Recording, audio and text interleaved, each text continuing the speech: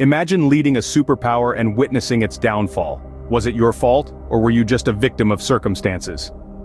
This is the enigma of Mikhail Gorbachev's role in the story of the USSR.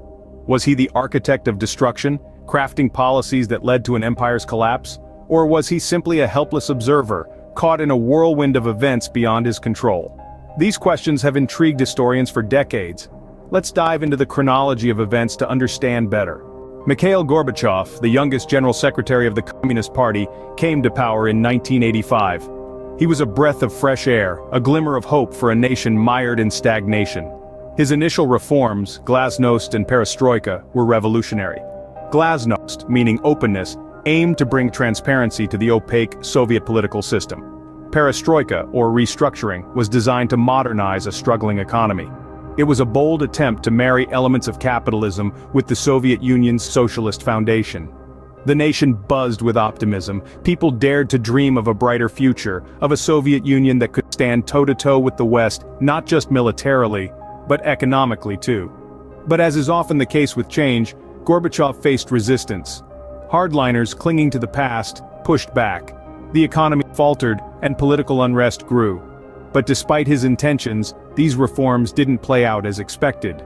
The late 1980s saw a series of crises within the USSR. An economic crisis was looming large, triggered by a combination of factors. The country's centralized command economy was struggling to keep up with the global shift towards free markets and capitalist policies. The arms race with the United States was draining the Soviet Union's resources, while inefficiencies and corruption further exacerbated the situation.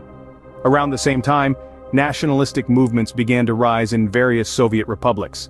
The Baltic states, Georgia and Ukraine, among others, started demanding greater autonomy and in some cases, outright independence.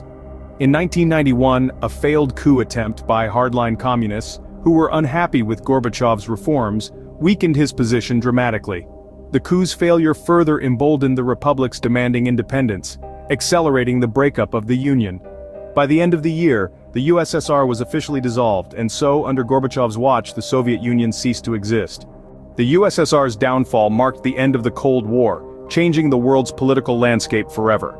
Gorbachev, the man at the helm during this pivotal period, remains a figure of debate. There are those who laud him as a visionary, a reformer ushering in a new era. Yet others point fingers at him, blaming his policies for the USSR's collapse. The verdict on Gorbachev is far from unanimous. So what's your take?